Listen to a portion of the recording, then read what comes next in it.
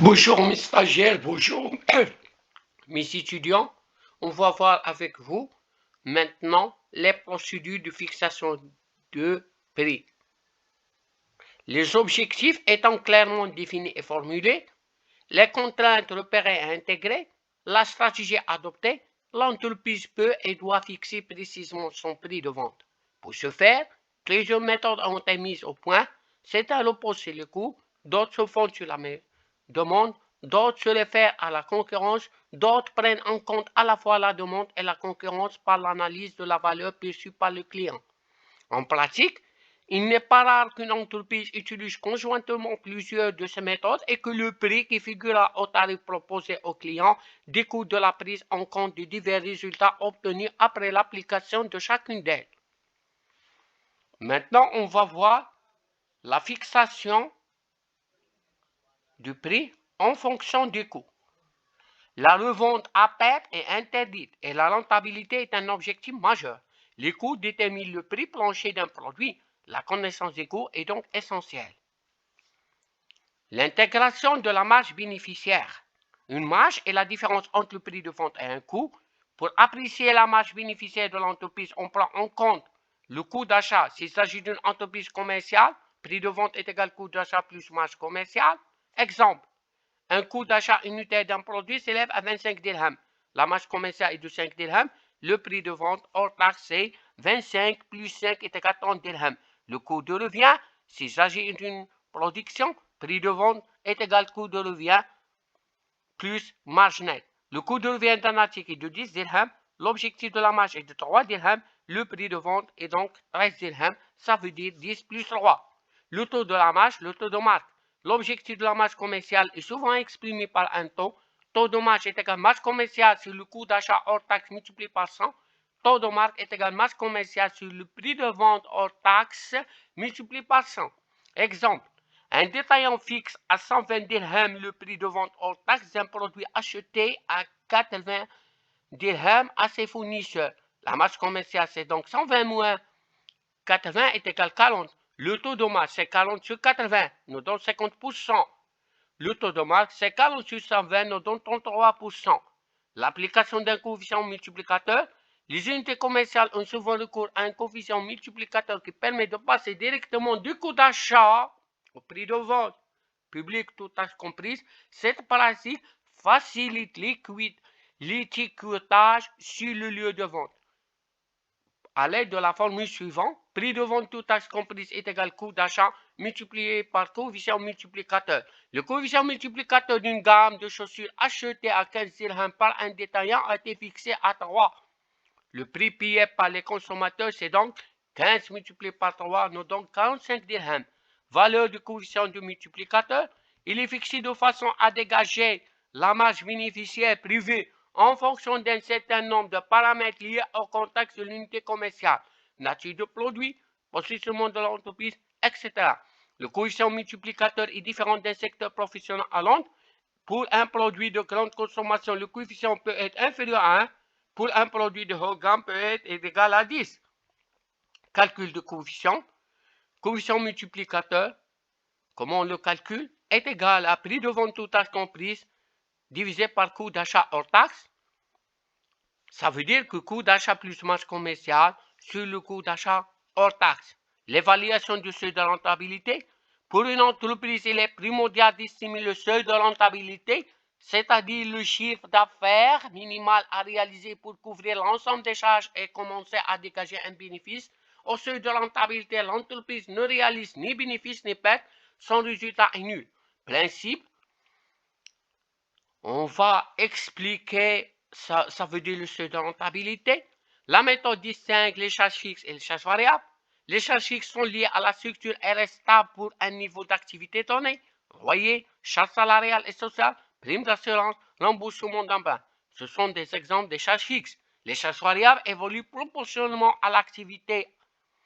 Exemple, achat de matières premières et de marchandises, frais de commercialisation, dépenses publicitaires, etc. La marge sur le coût variable, le compte de résultat différentiel permet de calculer la marge sur le coût variable qui représente la différence entre le chiffre d'affaires et le total des charges variables. Ça veut dire marge sur sur le coût variable est égal chiffre d'affaires moins coût variable et résultat est égal masse sur le coût variable moins coût fixe. Le taux de la masse sur le coût variable, comme TMCSCV, exprime la proportionnalité de la marge à l'activité. Ça veut dire la masse sur le coût variable sur chiffre d'affaires multiplié par 100. Calcul de seuil de rentabilité. Au seuil de rentabilité, le résultat est nul. Donc la masse sur le coût variable est égale à charge fixe.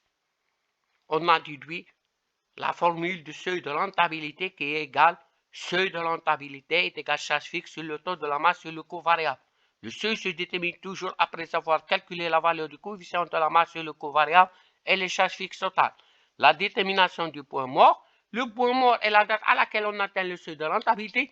L'entreprise attache une grande importance à la rapidité avec laquelle le seuil de rentabilité peut être atteint. On part du principe que les ventes sont réparties uniformément au cours de l'année. Point mort est égal à seuil de rentabilité sur chiffre d'affaires multiplié par 360 jours. Après avoir calculé le nombre de jours, on déduit la date de réalisation du point mort. Exemple, le chiffre d'affaires annuel à atteindre est de 150 000 dirhams, les charges variables sont 90 000 dirhams, les charges fixes sont 220 dirhams, la masse sur le coût variable est égale à 150 moins 90, nous donne 60 000 dirhams, soit 40% du chiffre d'affaires. Ça veut dire 60 sur 150 000. Le seuil de rentabilité est égal à charge fixe sur le taux de la masse sur le coût variable. Ça veut dire 20 000 sur 0,40, nous donne 50 000 dirhams. Le point mort est égal à 50 000 multiplié par 360 sur le chiffre d'affaires qui est égal à 150 000, nous donne 120 jours. La date à atteindre, c'est 31 avril. La limite d'utilisation du point mort. Les charges fixes peuvent évoluer par palier en fonction du niveau d'activité qui peuvent nécessiter des investissements supplémentaires. Les variations saisonnières ne sont pas prises en compte. Le taux de la masse sur le coût variable peut varier fréquemment, en particulier dans la grande distribution. Maintenant, on va entamer la deuxième méthode de détermination du prix de vente. C'est la fixation du prix en fonction de la demande, la méthode du prix d'acceptabilité. On va définir maintenant le prix psychologique. Le prix psychologique est le prix de vente unitaire accepté par le pourcentage d'acheteurs potentiels le plus élevé. Il est basé sur la perception du consommateur et le rapport qualité-prix à partir d'une rencontre réalisée sur un acheteur important. Ça veut dire 500 personnes en moins. On pose deux questions. Au-dessus de quel prix n'achèterez-vous pas le produit car vous estimez qu'il est trop cher? Au-dessous de quel prix n'achèteriez pas le produit car vous le considérez comme de mauvaise qualité? Plusieurs prix sont proposés par les personnes interrogées. Il faut élaborer le tableau, comme indiqué ci-dessus, à partir des réponses collectées. Le prix psychologique de sa définition correspond au pourcentage le plus élevé dans la dernière colonne du tableau. Le prix psychologique correspond à la plus forte demande, mais pas forcément au chiffre d'affaires le plus élevé ou à la marge la plus forte. Voilà le tableau qu'on va dresser. C'est le prix de vente unité proposé, prix excessif nombre de réponses, prix excessif pourcentage simple, prix excessif pourcentage cumulé croissant, mauvaise qualité nombre de réponses, mauvaise qualité en pourcentage simple, mauvaise qualité en pourcentage cumulé décroissant, le nombre d'acheteurs potentiels et le nombre d'acheteurs potentiels et des non acheteurs.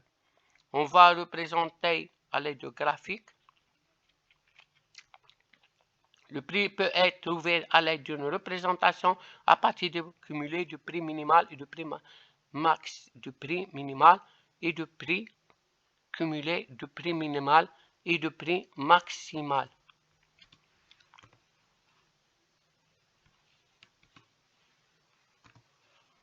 Les deux courbes délimitent une zone d'acceptabilité du prix.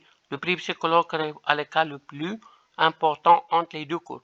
Les limites. Le prix est un bon indicateur de perception du prix par les consommateurs, mais son intérêt peut être atténué à cause du type de produit et du contexte. Du type de produit, c'est un produit nouveau, un produit anormal. À forte complexité, les personnes interrogées peuvent avoir des difficultés à apprécier la valeur. Du contexte, le produit pour lequel on doit estimer le prix acceptable n'est pas mis en situation normale de concurrence. On ne peut pas en effet le comparer avec d'autres. D'autre part, les intentions émises lors de l'enquête ne sont pas forcément celles qui auraient les consommateurs en situation d'achat. Maintenant, on va entamer un autre point, c'est l'élasticité de la demande par rapport au prix. L'élasticité de la demande par rapport mesure la variation de la demande par rapport aux variations du prix. Calcule le coefficient à l'aide de la formule. C'est la variation relative de la demande, ça veut dire D2 moins D1 sur D1. Sur la variation relative du prix, ça veut dire P2 moins P1 sur P1. On va donner un exemple pour c'est bien. On a baissé le prix à 15. Les quantités vendues sont passées de 45 à 60. Ça veut dire soit 600 moins 450 sur 450 sur 15 moins 20 sur 20 nous donne moins 1,32. Comment on l'interprète? Si le coefficient est positif, les deux variables varient dans le même sens. Si les négatifs, ils varient en sens contraire. Un coefficient compris entre moins 1 exprime une élasticité faible. Dans le cas précédent, une hausse du prix de 1% provoque une baisse de la demande de 1,3. C'est l'interprétation. Dans la pratique, la demande est peu élastique dans les cas suivants. Le produit est banal, son prix est faible. Le consommateur ne veut ou ne peut se passer du produit. Il n'y a pas de produit de substitution. Utilité, la connaissance de l'ancien prix permet à l'entreprise d'estimer le chiffre d'affaires et la réalité pour les niveaux différents de prix. La fixation du prix en fonction de la concurrence, c'est la troisième méthode. Aucune entreprise ne peut fixer ses prix sans connaître les prix pratiqués par les concurrents.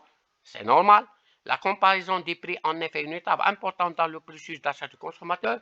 Le relevé de prix est une pratique courante dans les unités commerciales qui proposent souvent aux consommateurs le remboursement de la différence. Les spécificités de l'offre des services rendent plus complexe la connaissance et l'évaluation des prix des concurrents. Maintenant, on va entamer la quatrième étape, c'est la fixation du prix en fonction de la demande et de la concurrence, l'analyse de la valeur perçue par le consommateur. De plus en plus, l'entreprise s'efforce de déterminer le prix à partir de la valeur perçue par le produit par les consommateurs, en partant du principe que la valeur révèle ce que l'acheteur est prêt à payer.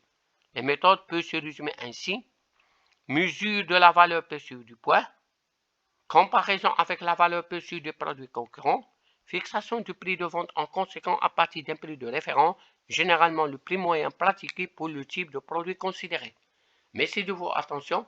N'hésitez pas d'abonner pour recevoir d'autres vidéos. N'hésitez pas de poser les questions pour je vous répondre. Et je traite des cas pratiques, Inch'Allah, dans d'autres vidéos.